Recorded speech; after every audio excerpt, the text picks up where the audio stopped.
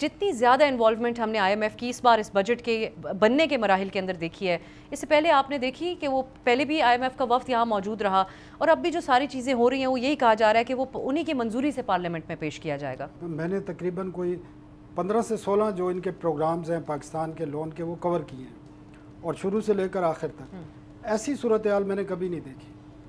जब भी, क्योंकि अभी तो आपका एनुअल रिव्यू ख़त्म हुआ था जिसमें वो 12 दिन पाकिस्तान में मौजूद रहे थे और उसके 10-15 दिन के बाद दोबारा आ गए और बजट के लिए एक्सक्लूसिव बजट की आपने पूरी मॉनिटरिंग करनी है, तय करना है, ये पहले कभी नहीं हुआ, ये फर्स्ट टाइम है।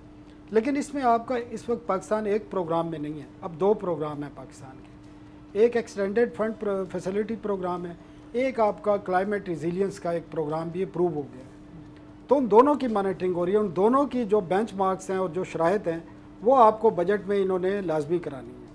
तो वो उन्होंने एक एक चीज़ देख रहे हैं और अभी भी एक तो उन्होंने पहले टर्की से कोई 1 हफ़्ता इनसे वर्चुअल किया, फिर पाकिस्तान आए क्योंकि जंग थी इस वक्त, फिर यहाँ पर 1 हफ़्ता रुके हैं।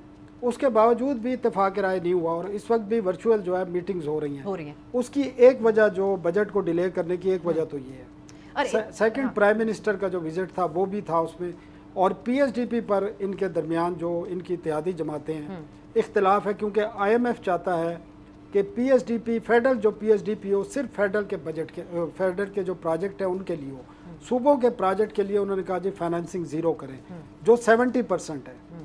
अब उसको उसमें आपकी पीपल्स पार्टी भी है, MQM भी है, JUI तो कंसल्ट किया गया हुकूमत की तरफ से इत्तेहादी जमातों को इस बारे में? जी, आपको याद होगा पीपल्स पार्टी और MQM से प्राइम मिनिस्टर ने PSDP पर मीटिंग की है और एक कमेटी बना दी है राना सनाउल्लाह की सरबराही में जो अगले 2-3 दिन के अंदर इस मामलात को तय करेगी।